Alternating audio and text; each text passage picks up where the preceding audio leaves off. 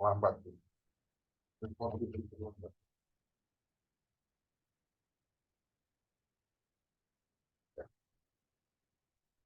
Ini kameranya yang mengikuti ya, ini nggak mengikuti kamera. Dan jadi apa tujuan dari tourism planning? Ya, tentu menaikkan visitor satisfaction, kepuasan pengunjung. Kalau sudah kayak Venice, kayak Barcelona di Ralambra itu orang menjadi tidak puas, itu jelek sekali. Saya juga merasakan saking banyaknya orang bergerak saja susah sekali. Nah itu nggak bagus itu, ya. Jadi planning has to focus on the human side, the spiritual element of human being. Kenyamanan itu yang, nah, nanti akan. Tapi begini, ada orang turis yang senangnya bareng-bareng, ada yang individual. Biasanya yang individual itu di tempat yang tidak mudah. Karena dia ingin menikmati landscape, misalnya apa, kalian naik gunung. Ya, naik Fujiyama dulu sendiri, naik gunung sendiri. Tapi terus dipermudah, karena landscape-nya menarik, dipermudah. Orang bisa naik dan mobil bisa sampai ke atas. Akibatnya yang ikut banyak sekali. Himalaya juga begitu.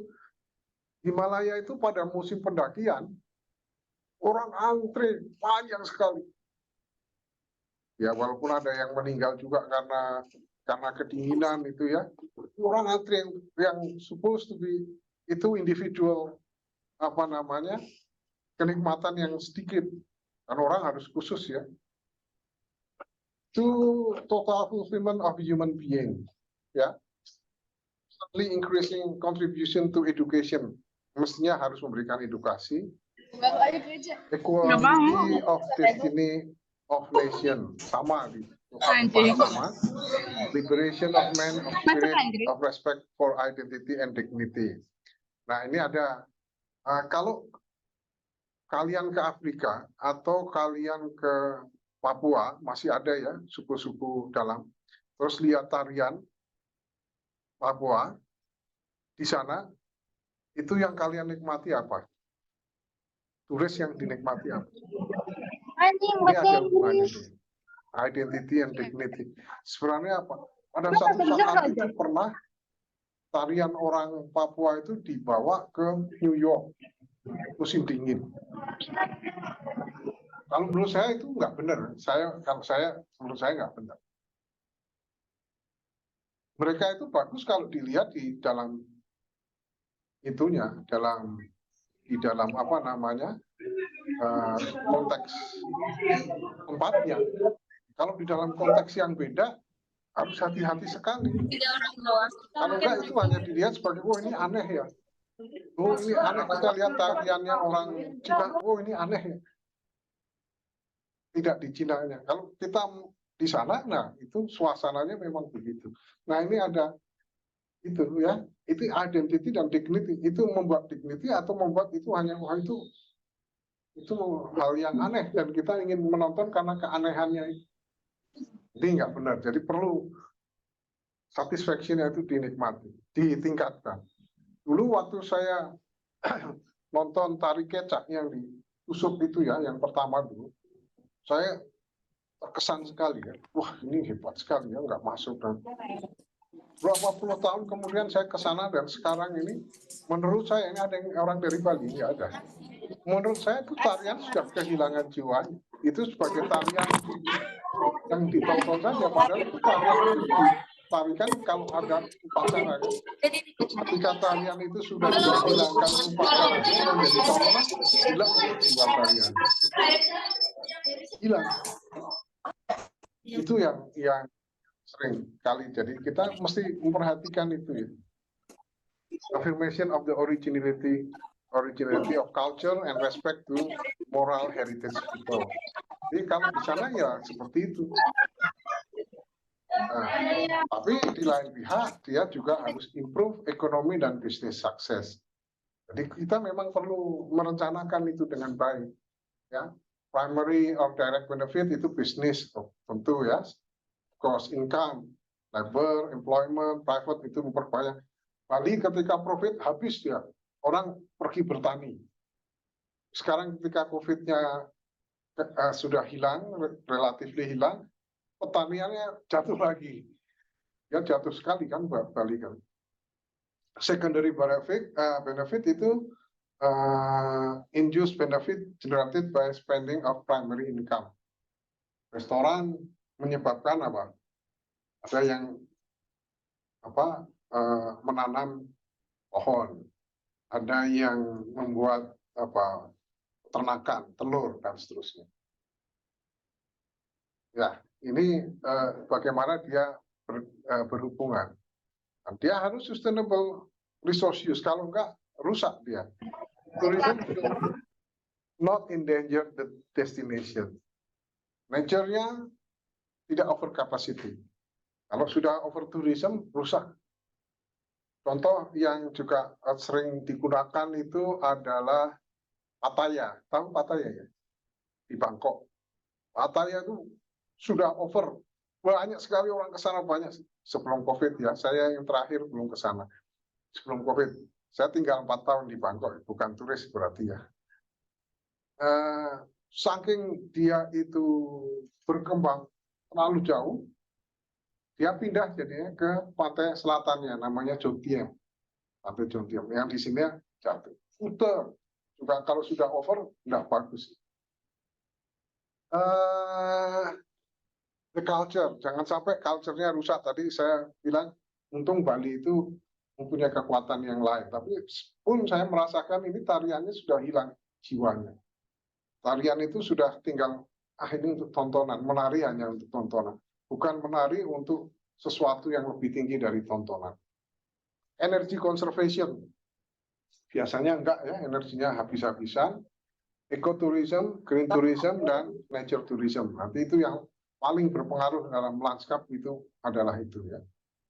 Community dan area integration.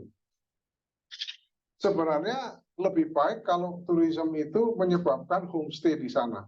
Kawasannya orangnya lebih baik dan lanskapnya tidak berubah. Kalau enggak, ada macam-macam di situ, hotel dan sebagainya. Integrated with the community and city planning, transportation, museum, culinary, parks, dan urban. Skalanya kalau kita lihat jam berapa, saya harus cepat ya. Kalau kita merencanakan planning, bisa skalanya adalah site kecil, detail, atau urban lebih besar, urban design, architecture, planner, atau dia respond to the market, dan tentu maintenance itu penting, dan government. Jadi kalau site, skalanya site seperti ini, skalanya kecil seperti ini nggak bisa ya. Itu maka yang harus bergerak itu ada areanya, detail design, urban design, architecture, planner, dan tentu ada lanskap ya. Nggak ada ya di sana, ada lanskap architecture untuk lanskap di dalam itu, dan bisnis supaya dia berjalan. Tapi kita bisa destination skala yang lebih tinggi ini Kamboja ya. Ini Kamboja kan ini, ya. Community attraction kompleks yang lebih besar, elemennya ada transportasi, community with adequate public facilities, attraction kompleks, cluster, dan sebagainya. Kalau kita destinasinya lebih besar. Kemudian ini contohnya regional di Massachusetts. Regionalnya lebih besar, yang kena juga lebih banyak. Nah, jadi tourism planning itu apa? Planning should encompass all travel. Planning must predict better future, jangan sampai dia lebih jelek. Planning dan plans are needed for tourism, economic development. Juga harus three sektor tourism tadi public, ya, private dan destinasinya. Planning process today are becoming more interactive ya. Oke, nah sekarang yang ecotourism.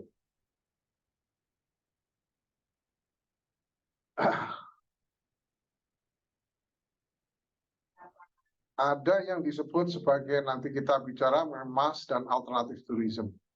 Ini paradigmanya competing dan sustainable development of tourism. Tourism itu dikritik ya, karena mass tourism itu dominate tourism with a region due to a non-local emphasis. Nggak lokal, jadi dia bisa macam-macam lah, bikin restoran Korea, restoran itu di Bandung, bukan di Korea tapi adanya di Bandung. Sebenarnya tidak lokal kan, itu berkembang besar. Boleh, itu baik apa enggak? Itu perdebatan. Atau ada yang sebenarnya impact pada lokal ekonominya enggak ada. Misalnya dia bikin hotel atau ini zaman dulu ya, sekarang sudah dibuat Labuan Bajo itu sudah. Dulu orang mau masuk ke mana namanya Pulau Komodo itu, dia datang pakai kapal pesiar. Kapal pesiarnya besar kan, terus dari kapal dia naik perahu kecil ke Pulau Komodo. Yang dia lakukan apa? Membuang sampahnya di Komodo kan. Di situ saya lihat ada Evian dulu belum terkenal di sini ya. Ada Evian, ada kaleng, ada itu yang tidak dibeli dari Indonesia, tidak diproduksi dari Indonesia, makanannya enggak, karena dia kapal pesiar itu datang makanannya mungkin dari Australia, semua bahan-bahannya dari, jadi nggak ada local impact. Parkirnya murah sekali, waktu itu cuma 10.000 rupiah sehari, parkir kapal gede itu, ada itunya. Sampai kami waktu itu protes juga, itu ada Bu Mira ya, Mira itu salah satu aktivis tourism. Protes ini gimana, nggak ada local impact-nya sama sekali. Bisa begitu kan, tapi bisa nggak ada impact pada lokal ekonomi. Tapi create high density, displacing local people. Nanti kita lihat bagaimana di Barcelona kenapa mereka protes. Yang buat candi satu malam emphasis is frequently on the commercialization. Jadi natural dan cultural itu menjadi komersial dan tadi saya bilang hilang jiwanya. Itu yang paling susah. Ya. Kita juga sebenarnya di dalam lanskap arsitektur kan kita mempertahankan itu ya. Kita mesti mempertahankan jiwa dari lanskap itu, rasakan itu. Nanti kalau kita lihat apakah itu lebih baik apa enggak ya. Debatan. Silahkan nanti kita lihat. Nah ini contoh. Ini di finish. Senang nggak kalau kayak begitu? Bagaimana lanskapnya? Ya, itu makanya orang pada protes. Bagaimana kita mengatur? Jadi lanskap arsitektur tidak hanya lanskap fisikal saja ya yang diatur, tapi juga seperti di Jepang itu, untuk bisa mengatur lanskapnya harus diatur kedatangannya, institusionalnya harus dibuat untuk mengatur supaya orang nggak datang ke sana. Kalau nggak rusak. Lihat ini contoh bagaimana kawasan di Infinis. Ini mau antre naik gondola sebanyak ini gimana? Sekarang sudah dikurangi ya. Ini tahun 2016, 2015. Sekarang dikurangi. Dan finish kan sinking ya. Nggak tahu finishnya sinking atau air lautnya naik. Tapi dia tenggelam. Sebagian sudah tenggelam.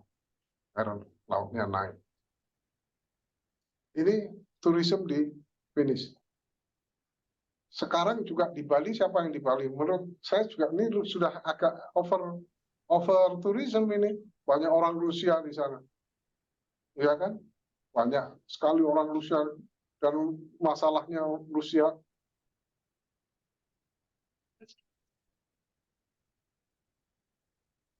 Nah, karena ada mass tourism yang banyak yang direbut oleh banyak negara, ada yang disebut sebagai alternative tourism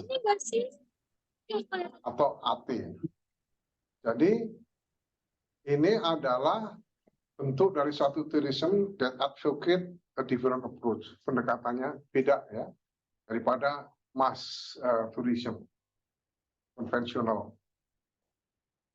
Dia untuk mengatakan bahwa sebenarnya tourism itu jangan hanya untuk ekonomi dan teknikal saja, tapi ada hal lain, environment dan kebutuhan lokal people.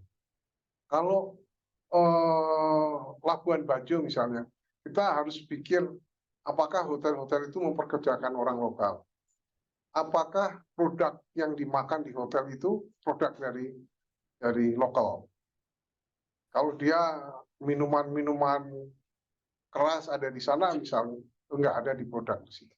Makanya ada aturan ya di beberapa tempat kita bahwa 25% dari telur yang dipakai oleh hotel harus diambil dari lokal. Nah, itu memaksa mereka membeli dari lokal. Tapi belum tentu begitu. Jadi ini ada alternatif. Jadi alternatif tourism adalah tourism yang pergi ke tempat-tempat eco, soft, responsible, people to people, small scale, cottage, green tourism itu orang-orang yang tadi naik gunung, ke hutan, ke tempat-tempat yang sepi, dan biasanya ini susah jalannya. Dan orang yang ke sana itu membayar mahal karena dia tahu risiko dan itu. Ada spesifik makanya. Nah, jadi kalau kita lihat tourism itu bisa begini, ada mass tourism, konvensional, standar, large scale, besar-besaran. Ada alternatif itu agritourism, adventure, scientific, educational, and culture. Ini yang lanskap banyak berperan, bisa banyak berperan pada alternatif tourism. Di sana tentu juga, tapi di sana lebih komersial, membuat lanskap yang komersial. Nanti kita bisa lihat ya beberapa contoh. Kita akan lebih banyak di sana sebenarnya. Ada pertanyaan sampai di sini?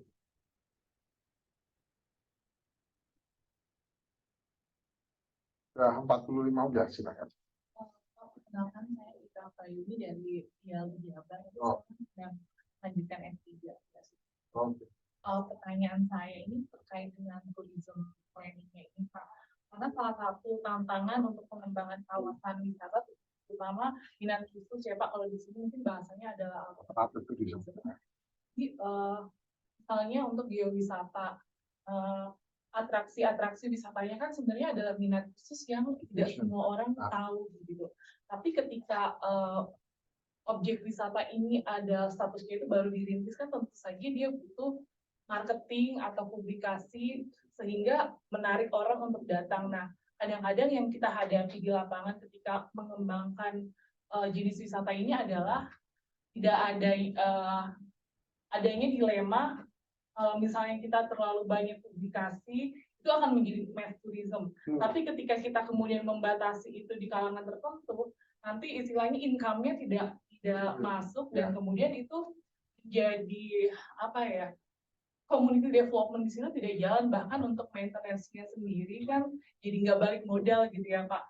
Apakah ada teknik mungkin ya, teknik dalam planning supaya kita bisa mempublikasikan tanpa dia menjadi mass tourism. Jadi kita bisa apakah kita memang harus mendatangkan orang-orang dulu kemudian kita filter, atau sebenarnya kita bisa filter dari awal?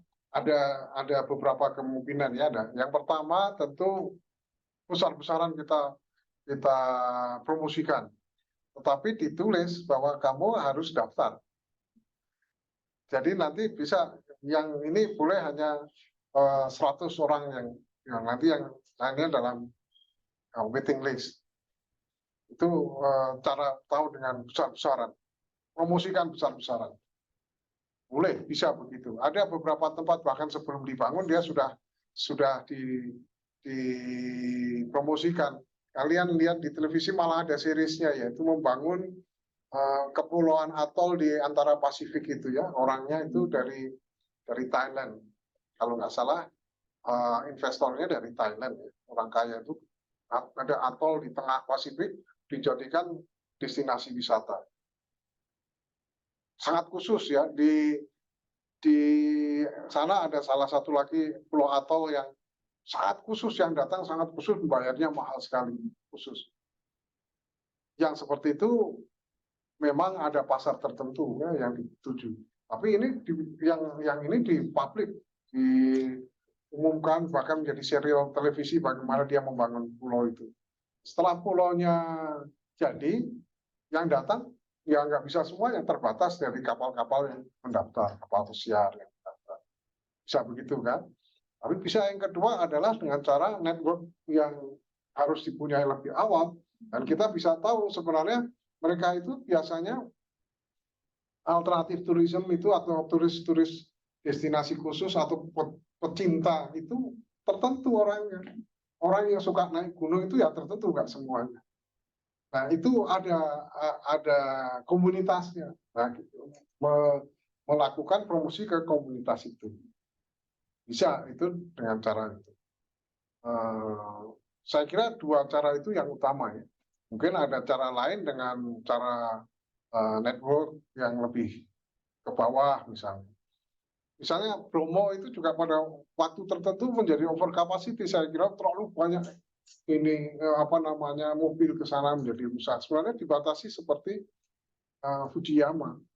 Fujiyama itu salah satu yang hebat caranya itu. Dia hanya musim tertentu saja dia boleh naik. Setelah itu dibersihkan.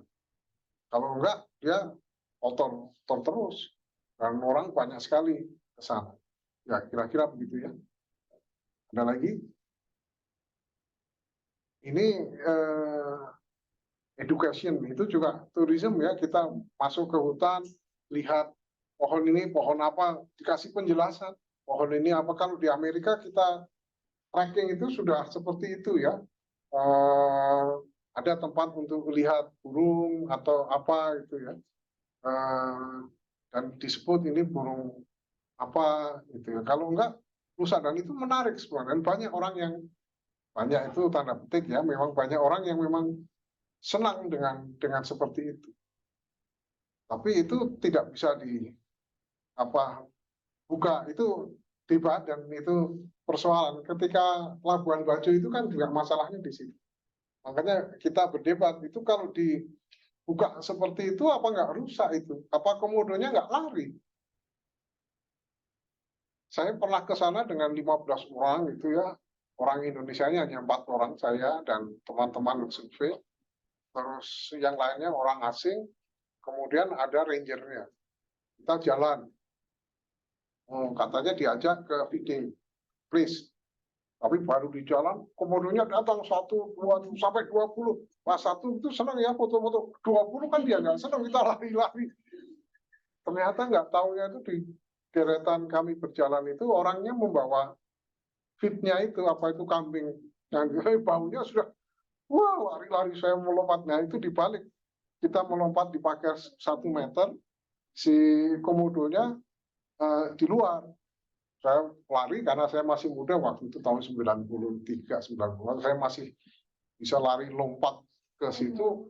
Ada di belakang saya turis dari Italia itu, waduh, serem, serem, tapi ya nah, ternyata itu ada feedingnya. Nah bayangkan kalau ini sekarang banyak sekali, kan nggak bisa. Bisa lihat di sana juga sudah dibuat ini ya, jalan yang sedikit di atas itu ya, saya belum lihat. Itu juga bagus. Jadi tidak merusak alam, tapi asal itunya jangan berbeda sekali. Nanti warnanya merah gitu ya. Jauh sekali bedanya. Ya, itu keadaan seperti ini. Itu yang di sana education ya, culture. Yang di tengah itu, yang di sini alam. Seperti ini tulisan malam ya, tidak merusak tapi bisa dinikmati. Nah, lanskap yang seperti ini kan, ikut ke sawah itu di Bali ya, ikut ke sawah itu menjadi jualan, pergi ke sawah ya, nggak biasa orang bisa pergi ke sawah dan sebagainya. Ada education, ada culture, ada adventure, dan ada agriculture.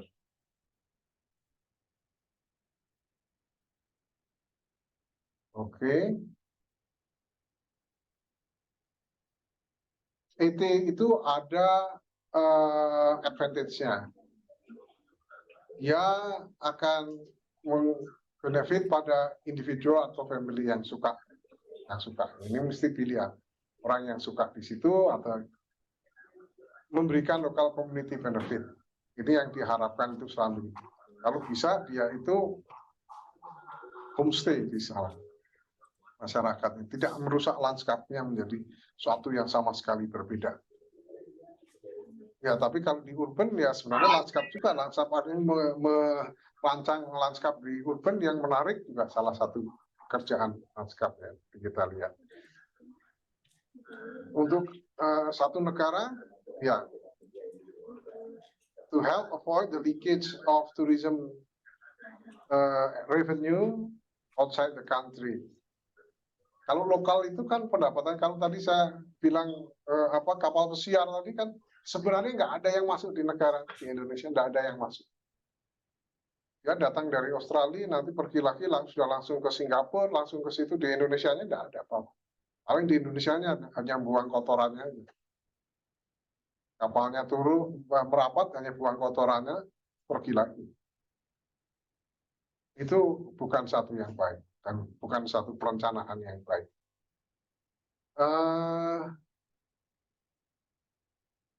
It is ideal for cost-conscious travelers yang menghitung, benar-benar menghitung berapa ya ini. Dia akan menghitung. Saya perjalanan ke sana berapa. Ada anak teman saya yang baru menikah, kemudian naik, dua-duanya suka naik gunung, terus mereka honeymoon-nya itu naik Himalaya. Tapi unfortunately kalau takdir ya, nggak ada yang bisa melawan pas gempa di sana itu. Dan dia termasuk yang nggak dua-duanya.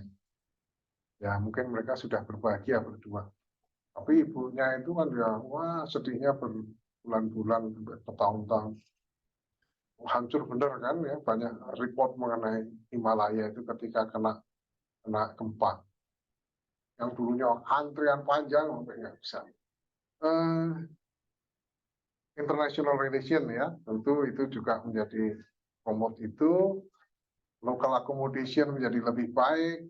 Ada satu, kalau di Inggris itu ya, dia sangat bagus ya, desa-desanya itu bisa dipertahankan dan desa kunonya itu masih tetap kuno itu ya, menarik. Jadi kita bisa pergi ke desa kalau Sabtu Minggu ramai sekali. Barang-barangnya yang dijual juga barang-barang tradisional di sana, bersih itunya, menarik. Di Inggris ada tempat khusus untuk itu. Bath misalnya di Inggris adalah kota pertama yang dibuat zaman oleh Romawi, ya tetap seperti itu. Lanskapnya tetap sama, kuliner ya, untuk ini ada, nanti saya bagi aja ya, ini kecil-kecil gini, tapi accommodation, attraction, market, economic impact, dan regulation dari waiver, potential benefit dari satu tourism. Apa itu? Tetapi ada juga itu bisa assist tapi juga merusak. Nah, challenge-nya itu. Ecotourism, local tourism ini bisa merusak. Pertama adalah habitat loss and fragmentation. Ini challenge buat kalian nanti ketika menjadi landscape architect di sini. Habitatnya hilang.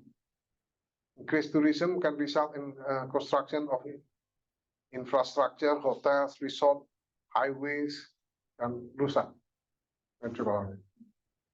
Saya kira ini tantangan yang paling besar, bisa merusak. Jadi itu perdebatan lah. Boleh dibangun nggak sih di sana? Nah, selalu begitu ya, perdebatan. Pilih aja yang mana. Loss of biodiversity, ya, bisa hilang itunya biodiversity. Habitat degradation and disturbance can cause decline in biodiversity in affected area. Tourism-related activities such as pollution, habitat change, and introduction of noise invasive species can all contribute to the extinction of native flora and wildlife. Bisa hilang gitu ya. Soil erosion dan degradation, ya pollution. Jadi walaupun bagus, ekoturism bagus, tapi nanti ada perdebatan itu ekoturism atau sebenarnya mengubah ekoturism jadi mass tourism. Ekoturism itu biasanya tempatnya jauh menarik, terus kemudian orang wah ini dipermudah aja. Nah, karena banyak itu jadi rusak misalnya, dan orang saya mau lagi ke sana itu sudah terlalu penuh. Misalnya ini overfishing, fishing juga satu. Misalnya kalau nggak boleh harusnya ya. Climate change juga berpengaruh. And tourism has a cultural impact. Ini yang pengaruhnya besar ya. Kalau ke Afrika dulu orang difoto dengan itu mau, sekarang orangnya yang berpakaian itu kalau difoto minta dibayar, ya kan? Oh kalau saya duduk harus dibayar. Jadi kameramen ya. Jadi apa namanya begitu. Saya pernah ke Chiang Mai, ke Chiang Rai, di sana orangnya pakai pakaian itu. Tapi saya nggak tahu ya waktu itu. Saya foto habis foto minta duit, waduh, gimana bayar? Ya, itu juga terjadi. Ya. Cultural impact atau yang kemudian mereka berubah, mereka tidak lagi itu tapi mengikuti budaya yang orang yang datang. Untungnya Bali itu punya culture yang kuat ya, dia tidak berubah. Jepang juga culture-nya sangat kuat, tidak berubah. Ya, orang modern seperti itu masih apa lari-lari bawa itu masih ada itu misalnya. Ya, pernah di Fukuoka diminta untuk merencanakan kawasan itu untuk culture dan tourism. Wah, ternyata dia tiap tahun punya jalan untuk apa ya parade yang dengan tradisional, menarik juga. Ya, resource depletion ya tentu ya, high demand itu air kurang dan sebagainya nanti akan rusak. Jadi yang penting adalah pendekatan yang sustainable tourism approach. That prioritize conservation, responsible development, engagement should be encouraged. Nah, sebenarnya kalau kita lihat nanti apa namanya landscape arsitek itu harus masuk di sana. Jadi dia tidak hanya menjaga landscape, tapi supaya landscape itu tetap baik, tetap seperti yang direncanakan, maka institusinya juga harus diatur siapa yang boleh datang atau jumlahnya. Biasanya yang lebih mudah diatur itu jumlah. Setiap hari hanya 1.000 tiket. Kalau tiketnya sudah 1.000, nggak bisa dia tunggu. Setiap hari yang boleh datang ke Pulau Komodo 1.000 orang. Ya, yang nggak bisa, kamu habiskan duitnya di Labuan Bajo. Bisa begitu ya. Ada pertanyaan lagi? S3-nya tadi topiknya apa? Tourism juga atau apa? Apa? Lanskap juga. Oh, sulit-sulit banget ya. Lanskap budaya, aduh susah. Sustainable development ya itu ini yang penting ya. Sekarang menjadi model, jadi pembangunan itu jangan merusak lingkungan, budaya ini juga apa ya, kalau kita mengembangkan di Papua, terus apa berarti Papua itu harus pakai koteka terus? Saya bilang, oh dia harus pakai itu kan natural kayak gitu. Apa dia nggak boleh naik pesawat? Environmentalis bilang pesawat itu merusak alam karena memberikan polusi yang besar. Jadi biarkan aja dia seperti itu. Apa bener ya? Dulu dosen saya, profesor saya yang environmentalis pandangannya begitu. Selalu berdebat dengan saya. Loh, apa mereka nggak boleh berkembang orang itu? Apa nggak boleh sekolah? Nah, sekolah nggak kan punya pandangan yang lain. Di Afrika juga apa Afrika harus kayak itu terus yang kan harus berubah. Nah, tapi itu tadi yang kemudian menjadi perdebatan. Kan selalu kita katakan meet the goal of the present without compromising the ability of future generation to meet their own needs. Ini yang disebut sebagai sustainable. Ini sustainable tourism is an new emphasis on sustainable development. Those remain concept. I've not found a single example of either in India, Qatar, or in India. Ada. Tadi saya katakan the closest adalah di Bhutan itu. Bhutan itu membatasi 2.000 per year supaya tidak rusak. Lantasan tidak rusak. Tibet itu sekarang juga terkenal orang pada ke Tibet. Memang bagus sekali. Tapi kalau berlebihan ya rusak juga di sana. Budayanya rusak, pandangannya rusak. Jadi ini ya, sustainable tourism itu indikatornya adalah itu site protection, stres yang terjadi di sana, intensitasnya, social impact-nya harus di waste management ini jangan sampai seperti Fujiyama waktu itu ya. Sekarang sudah teratur, tapi kalau kita naik Merbabu juga banyak sekali sampah yang belum bersih, ya, malah membuang sampah di jalan. Planning prosesnya harus benar, kritikal terhadap ekosistem, consumer satisfaction tentu, tourism contribution to the local economy sering lupakan tourism contribution to local economy. Jadi datangkan hotel itu padahal pengaruhnya terhadap ekonomi lokal kecil. Bagaimana kita meningkatkan ekonomi lokal? Ini menurut ini ya audit Kanada tahun 95. Ini beberapa contoh kita bisa lihat itu yang bagus environmental sustainable tourism itu di New Zealand. New Zealand salah satu yang sangat bagus. Memang jualannya dia alam, jadi alamnya dijaga benar. Jualan utamanya alam. Ini beberapa contoh bagaimana kita lihat nature ya.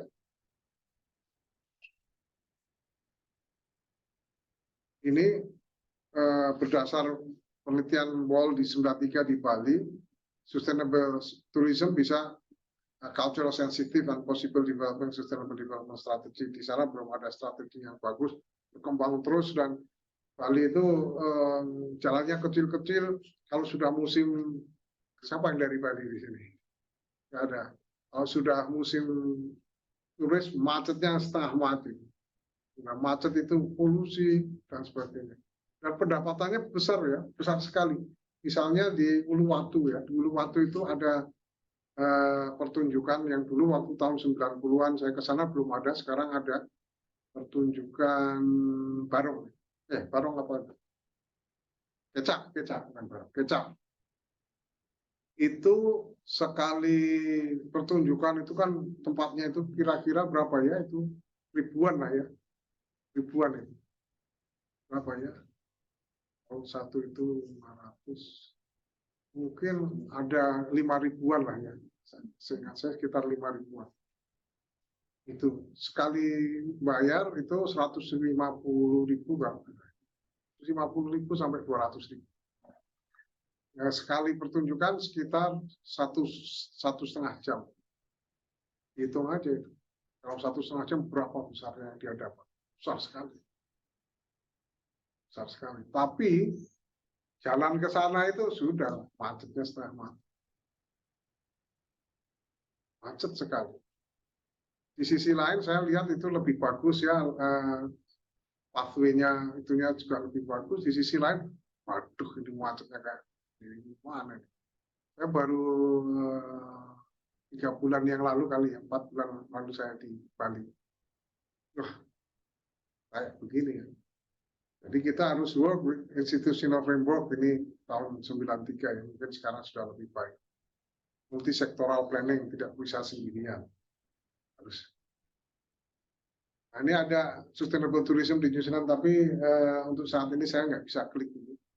Beberapa contoh film sebenarnya. Infrastruktur. Nah, ini kalau kita lihat ini sebenarnya menarik. Jadi kalau di sana ada alternatif sustainable tourism practice, di sini unsustainable, ini sebenarnya lebih besar ya, mas tourism. Hanya kecil ya, mas tourism itu yang sustainable kecil. Tapi sustainable itu besar, ada juga yang terbagi dua, ada yang socio-cultural tourism dan tourism.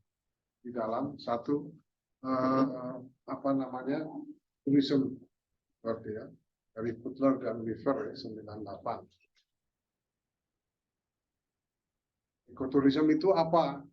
Low impact nature tourism contribute to maintenance of species, habitat nggak boleh. Sebenarnya kalau kita di luar negeri juga nggak, kalau ada apa di Indonesia juga loh. Kalau kita ke pantai ada keong besar yang muntir itu apa namanya, nggak boleh diambil loh. Boleh diambil, kita nggak boleh ngambil itu. Harus tetap di situ. Itu ya. Ecotourism traveling to relatively undisturbed and uncontaminated natural areas with a specific objective of studying, enjoying the scenery and wild plants and animals, as well as existing cultural manifestation, past and present, and yang ditemukan di area. Landscape architecture tentu challenge-nya mempertahankan. Ya, tadi cultural budaya apa lanskap budaya. Jadi ada 4 fundamentalnya ya. Minimum environmental impact, minimum impact and maximum respect for host culture. Jangan sampai culture-nya berubah. Maximum economic benefit, host country, the grassroots, and maximum recreational satisfaction to participating tourists. Jadi ada banyak bentuknya. Low impact tourism, ecotourism, with sustainable tourism itu bisa. Nah, nature tourism bisa mas juga ya. Tapi tentu yang impactnya low. Form of tourism inspired primarily by the natural history of area, including the indigenous cultures. Mempertahankan indigenous culture ini susah, seringkali berubah. Eco-tourists visit relatively undeveloped area in the spirit of appreciation, participation, and sensitivity. Ya, ini yang ecotourism. Travel to relatively undisturbed natural areas for study, responsible natural areas, dan seterusnya. Ini juga saya nggak bisa klik filmnya. Ini dia mengatakan ecotourism itu address 6 principle. Minimize negative impact. Yang pertama, increase an awareness and understanding of an area natural atau cultural. Itu yang dituju. Contribute to conservation dan management. Maximize the early and long-term participation of local people.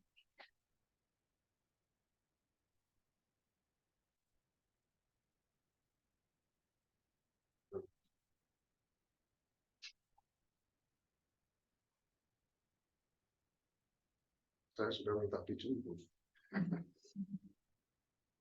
Ya, maaf. Apalagi kuliah.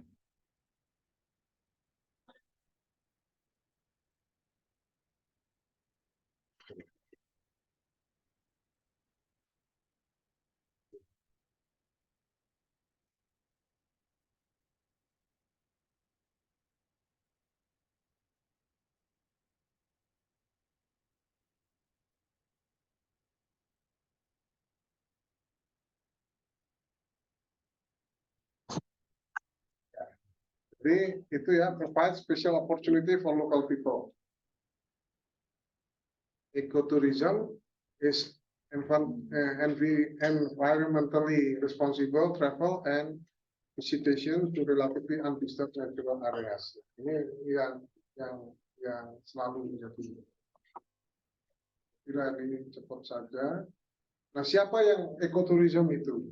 Biasanya usia 31 sampai 50 tahun. Tend to be better educated professional or business people. Enggak sembarangan yang suka itu. 50 or more. Interestnya genuine terhadap itu. Jadi dia itu menikmati alam dengan benar-benar. Dia biasanya, nah ini tadi belong to environmental organization, itu yang diarah ya, yang promosikan ke sana. And many are also socially minded and interested in the culture, history, and people in developing countries. Biasanya mereka itu memang memperhatikan, memang kesukaannya itu. Jadi dia memperhatikan itu dengan baik. Ada ekotourism di Kamboja ini cukup bagus, tapi saya nggak bisa juga klik di sini. Ada problem. Yang menceritakan di Kamboja mengembangkan ini menarik sekali. Lanskapnya di desa-desa itu tetap terjaga. Nah, sekarang yang terakhir ini adalah bagian sebelum kita nanti tanya jawab pada landscape architecture. Landscape architecture combines art, science to make places.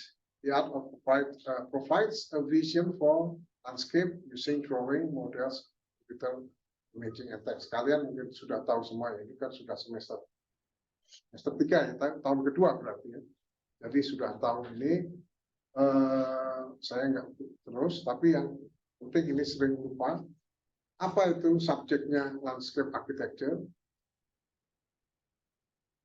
Subjeknya region, space, ya.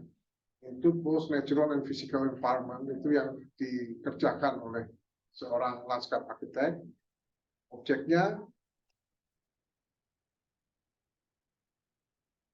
elemen or intervention in the landscape, physical element, dan sebagainya. Ini diambil dari ChatGPT ya, sudah di rewrite. Tapi kira-kira isinya itu. Waterman ini buku ini mestinya kalian sudah baca ya. Introduction to Landscape Architecture apa ya judulnya. Also speak up to care and preservation of our landscape. Landscape architecture combine social, economic, environmental, dan ecological natural perspective. Landscape architects study, plan, design, and manage spaces which are both sustainable and visually pleasing. The shape of the face of the earth and also help to shape the face of the future. Ini yang terkait di dalam landscape architecture. Ada space, ada time, ada human, social, ada ideological, ada cultural, natural history, infrastructure, transportation, political, regulatory, visual, spatial setting, ecological. Jadi tadi itu institutional, political ini yang juga penting. Tidak bisa hanya fisikal, wah ini bagus, tidak bisa. Tapi bagaimana kita menjaga, maka harus dipikirkan bagaimana cara menjaganya. Saya kira itu banyak yang itu. Ini beberapa yang oke. Ini ada tempat yang di sini ini ya memudahkan orang untuk berjalan mendaki, tapi dengan cara yang begini. Ini untuk melihat paus, ini untuk jalan-jalan di Kanada ini kalau saya nggak salah, New Zealand atau Kanada, trekking ya, trekking juga lanskapnya harus diperhatikan. Ini di Komodo dibatasi orangnya. Ini Cina. Cina sekarang juga dibangun besar-besaran ini dan ada pinggirannya itu bisa lewat pinggiran. Ini di mana ini? Vietnam. Kalau saya juga pernah ke sana. Ini juga menarik, kita bisa masuk ke batu-batunya ini, ada gua-guanya ini. Ya masih bagus, kapal-kapalnya dipertahankan seperti ini, dan di kapal ini kita bisa makan-makan. Ada satu cerita khusus ini saya ke sini kemudian diajak teman saya, mahasiswa, sekarang kerja di Vietnam. Terus diajak naik kapal, saya tunggu-tunggu kok hanya kami bertiga, dia, istrinya, dan saya. Terus berangkat, sedikit. Habis itu, ini kan kapalnya cukup besar. Di situ jualan makanan kuat, terus banyak sekali. Wah, kamu ini tidak, kamu hanya menjamu saya di kapal ini, makanannya banyak sekali. Jadi saya teringat terus lalu gara-gara makanannya banyak sekali, dia sewa kapal itu untuk saya sendiri. Mahasiswa, nanti kalau kamu itu ketemu mahasiswa, dia di treat seperti itu ya. Nah ini yang tadi saya katakan, kayak begini menurut kamu apa, baik apa enggak? Ini Cina. Kita diskusikan, menurut kamu ini baik apa enggak?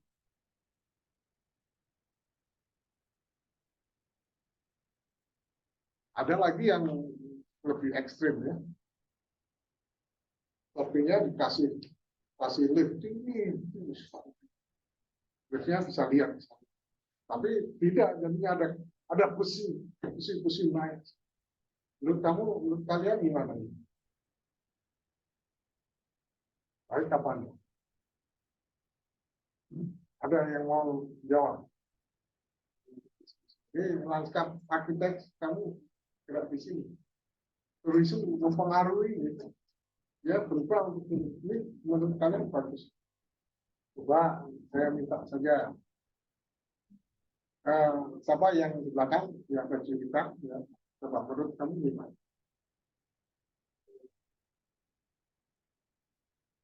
Untuk diskusi tadi. Ada yang tanya dari sini nggak? Ada. Yang dari Zoom boleh bertanya juga, kita boleh.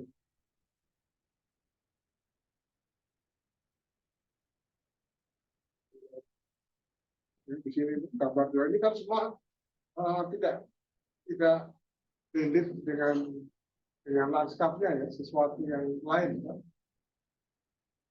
Sesuatu yang lain itu bisa menjadi dia menarik, bisa tidak. Contohnya itu patung 4-5 di mana itu di Amerika itu beda dengan itu, tapi jadi menarik, jadi menarik, Wyoming jadi menarik. Nah, kalau ini gimana?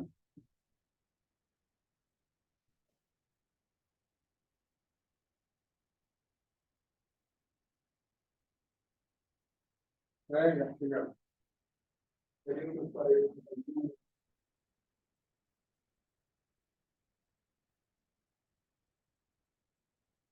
kayak begini ini menurut saya itu apa?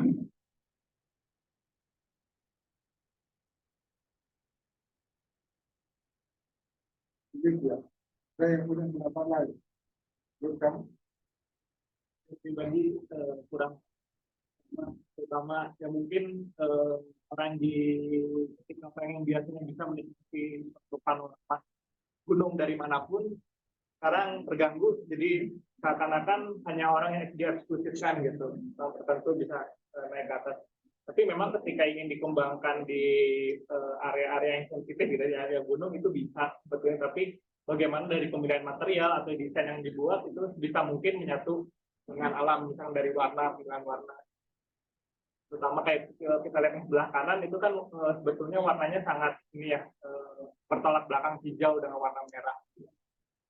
Jadi kalau pendapat saya pribadi, saya kurang setuju dengan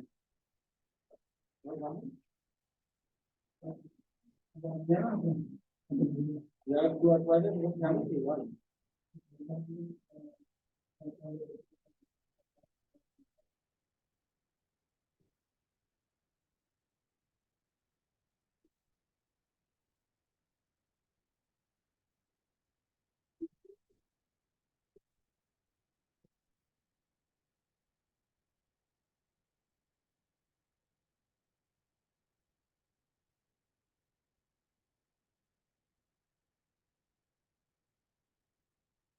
Juga penting selain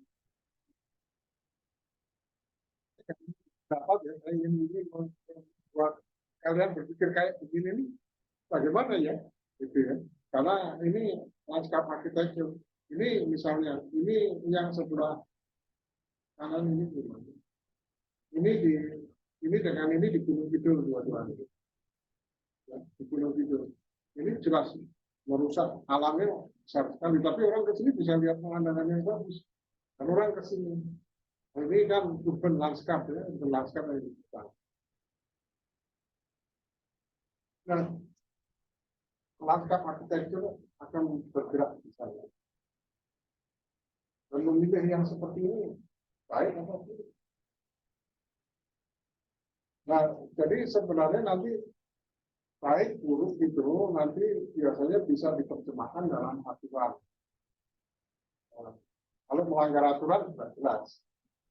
Tapi kalau melanggar baik dulu kan susah. Ini baik sama buruk ini susah kan. Nah, di lain pihak ini menyebabkan turisme besar ke sana. Uangnya juga banyak, ini lokal impact-nya besar. Begitu besar lokalnya. Tapi di sisi lain Ini ada pendekatan yang caranya lain.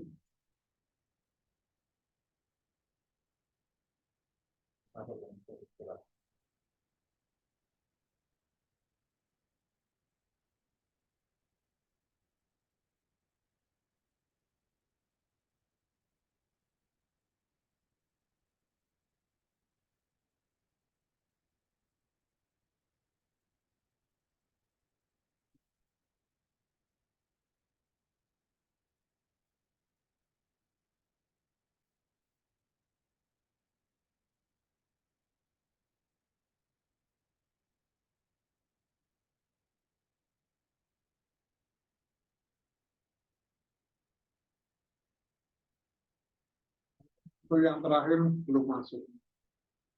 Oh, memang sudah terakhir. Foto saya yang terakhir belum masuk. Oh, ini sudah. Oh, belum.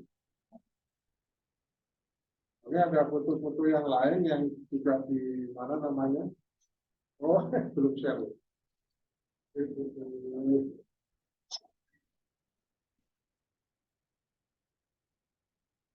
Oh, jam berapa ini kok sudah problem?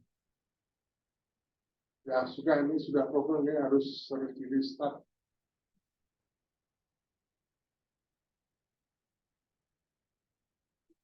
Tapi intinya adalah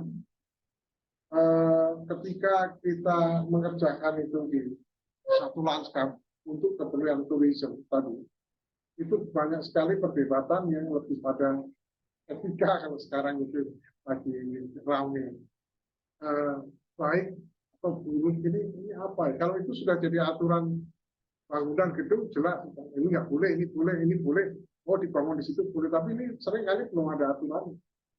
Jadi bagaimana kita melakukan? Kalau misalnya di Kalimantan itu ada apa itu namanya model benteng Eropa di sana. Baik apa enggak ya? Kalau saya nggak suka, terus terang pribadi saya nggak pada tempatnya. Kalau mau ke Eropa ya Eropa saja, jangan di sini. Tapi kalau dia memperbaiki kampung menjadi satu yang bagus, ada juga itu di Sleman itu kampungnya menjadi bagus, kemudian ada restoran yang di bawah ring, di bawah bambu, itu menjadi menarik sekali.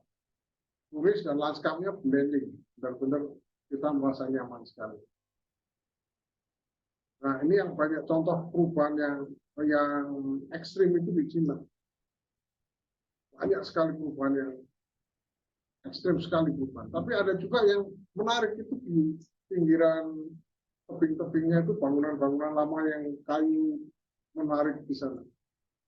Nah, ini adalah challenge-nya dihadapi oleh seorang laskar. Tourism pengaruhnya besar. Di laut juga seperti itu. Oke, sampai di sini ada pertanyaan. Kira sudah 1,5 jam. Ya silakan. Apa nama saya Sidik. Belum pertanyaan. Kan kalau misalnya di sekitar kota Bandung ini ada beberapa kawasan wisata suburban atau mungkin bahkan di salahnya besar seperti di Lembang, di Subang juga ada beberapa, dan mungkin kalau yang dekat walaupun dia masuk secara administrasi masih di luar kota itu masih kalau jabatan ya, ada di wilayah yang katanya mungkin lebih ke suburban. Nah, ketika ada kawasan wisata di hari-hari weekend itu sangat sering terjadi kemacetan. Itu kira-kira apakah bagaimana strategi yang pertama untuk merencanakan kawasan turisme yang bisa meminimalkan jumlah kendaraan atau kemacetan. Yang kedua, apabila sudah ada kawasan turisme yang dibangun dan terjadi kemacetan, apakah ada strategi yang bisa dimulaikan atau untuk memulaikan kemacetan di jalan itu? Ya, itu oleh karenanya ini kita tidak sendirian ya, lanskap arsitektur tourism itu tidak sendirian, ada transport planning dan sebagainya. Aljabar itu kesalahannya ya dari awal salah. Kami juga sudah bilang itu kepada Pak Ridwan kami. Pak, ini jalannya nggak cukup besar untuk berapa dia 5.000 orang ya, sekali tempat itu bisa dipakai 5.000 orang. Banyak sekali dan itu datang dengan pasti nggak cukup, sudah pasti. Ini kan transportasi planning. sebelum jalan-jalannya diperbaiki ya nggak bisa. Itu satu, kalau itu dari awal planningnya sudah nggak benar. Tapi kalau sudah semuanya beres, barangkali lebih baik. Misalnya jalan tolnya itu sudah bisa tembus ke sana. Sekarang kan ambles itu ya, jadi nggak dibuka lagi. Nah, itu satu dari awal perencanaannya ini infrastrukturnya harus beres. Kalau infrastrukturnya nggak beres ya pasti ada macet. Nah, sekarang kalau sudah terjadi kemacetan, itu over capacity, cara lain ya dibatasi cuma. Dengan cara sekarang itu lebih mudah. Sekarang ini dengan cara ini, orang yang mau datang daftar dulu. Kalau nggak daftar nggak boleh masuk. Itu sudah dilakukan di banyak negara untuk mendatangi tempat-tempat yang sensitif. Itu misalnya di Turki. Di Turki, itu saya baru dari Turki ya, 2 bulan yang lalu. Itu ada tempat ski yang di atas itu. Itu daftarnya sebulan sebelumnya. Supaya nggak macet tempatnya, jalannya kecil sekali, orang datang ke sana macet di atas, padahal di atas itu dinginnya itu bisa -12 bisa. Kalau semua orang ke sana nggak cukup di kawasan kecil, di atasnya cuma kecil, tapi dibatasi. Kalau yang sekarang ini kamu dapatnya jam 9 paling 2 jam, misalnya kedinginan, ya nggak mungkin lama-lama. Terus turun, paling di sana di atas makannya Indomie, kasih. Ini makannya Indomie juga. Nah, 2 jam turun gantian yang lain-lain. Manajemen tempat. Jadi salah satu cara adalah manajemen. Sekarang itu relatif mudah. Kalau dulu mungkin susah. Kalau sekarang pakai semua yang akan ke sana harus mendaftar. Kalau nggak pakai ini nggak bisa. Pasti dia dapat apa itu namanya apa istilahnya gambar itu barcode. Pakai barcode dia bisa. Kalau nggak dia bisa. Nah, biasanya kan satu kelompok satu base dipakai. Itu mungkin sudah saatnya juga itu siapa namanya Al-Jabar itu dibutuhkan. Nggak bisa misalnya, wah ini kan masjid untuk umum ya, kalau umumnya semua akan merusak ya lebih baik kalau sholat, kamu sudah sholat asar ya jangan di sini sholat asar kecuali orang lokal, banyak sholatnya di tempat lain. Kalau enggak ya kan kayak yang PNS itu kan rusak gitu. Di manajemennya, jadi lanskapnya dipertahankan, manajemennya juga lagi.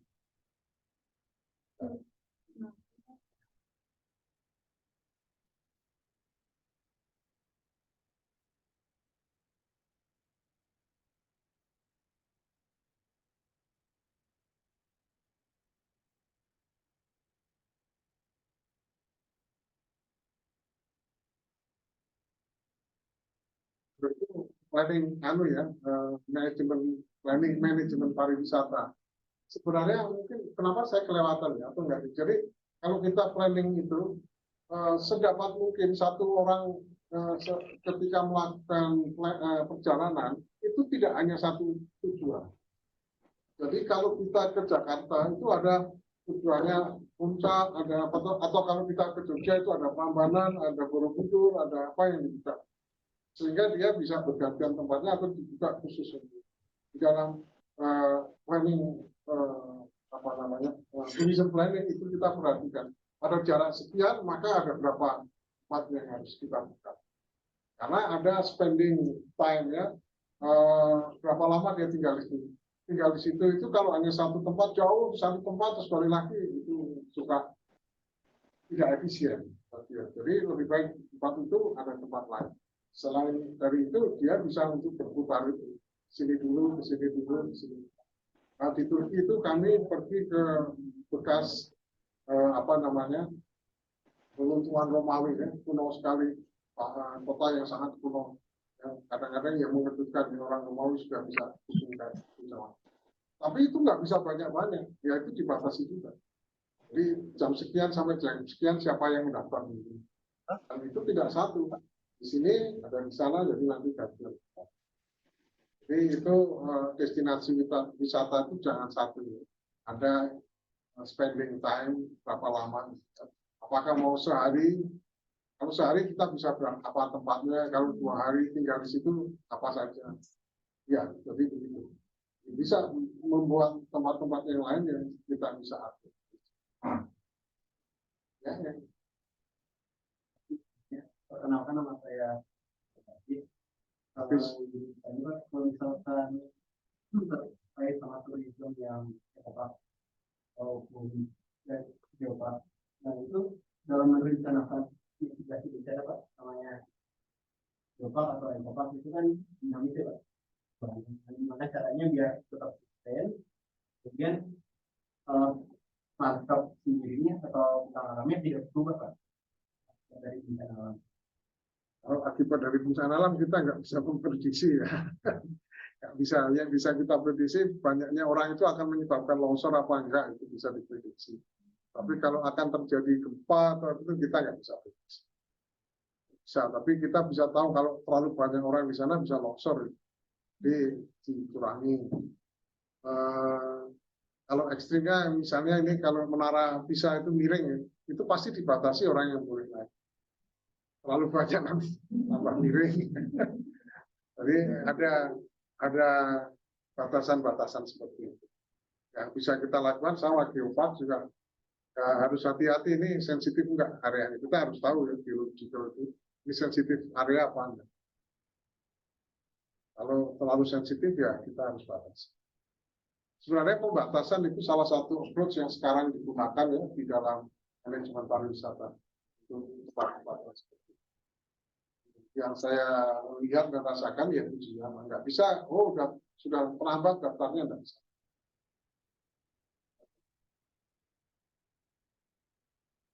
Ada lagi? Ya.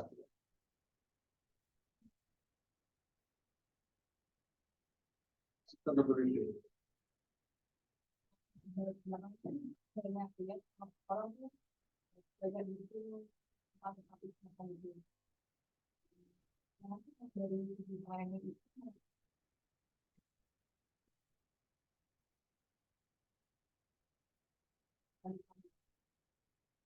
Repeater ya, maksudnya repeater ya.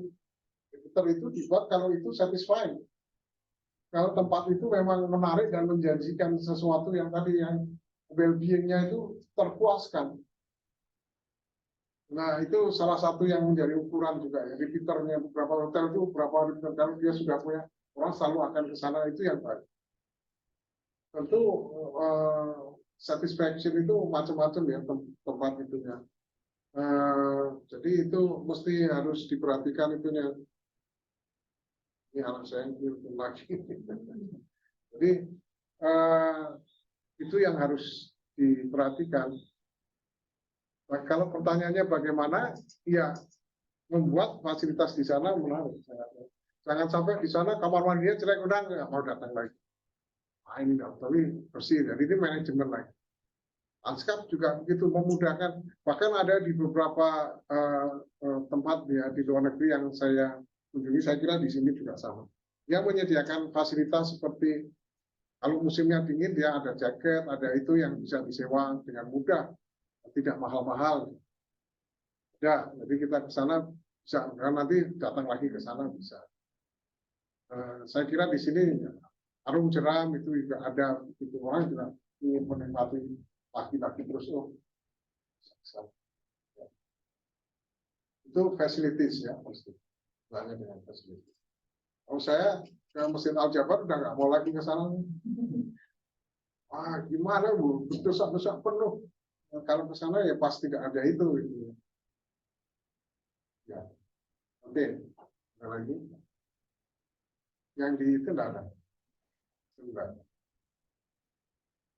Oke, baik kalau nggak ada, ini 2:30, 1,5 jam saja saya itu kan.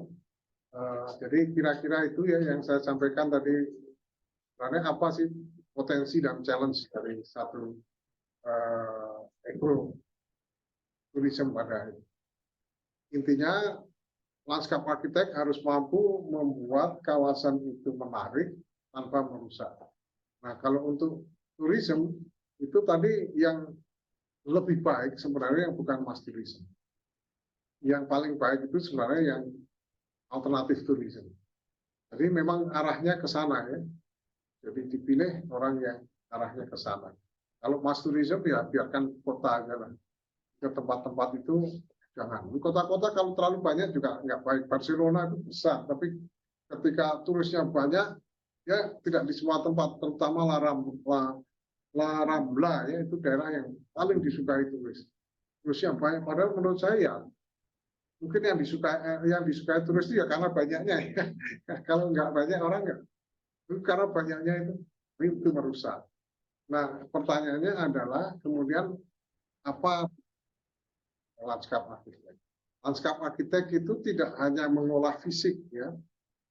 Jadi ada yang memikirkannya lanskap arsitek itu hanya mengolah fisik. Menurut saya itu tidak benar. Lanskap arsitek itu tidak hanya mengolah fisik, tetapi juga menyarankan manajemen dari kawasan. Contohnya ya tadi banyak ya yang saya sudah pernah datangi, antara lain yaitu Fujiyama, kemudian di Turki, di beberapa tempat itu dibatasi jumlah. Seperti saya katakan sekarang dengan cara ini sudah sangat membantu. Saya kira saya cukupkan untuk hari ini. Terima kasih atas perhatian. Terima kasih banyak Pak atas materinya mengenai pengolahan dan perencanaan lanskap pariwisata yang juga menginspirasi teman-teman semuanya dan juga Bapak dan Ibu yang berada di Zoom.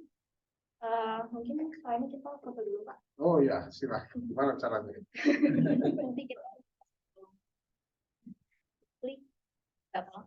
Saya duduk di sana terus difoto gitu ya? Iya, boleh Pak. Dan untuk Bapak Ibu di Zoom, minggu depan kami juga masih ada pembicara lagi, yaitu dari pada Sabta Erwin pada tanggal 21 Februari. Dan nantikan untuk posternya. Terima kasih. Iya, iya.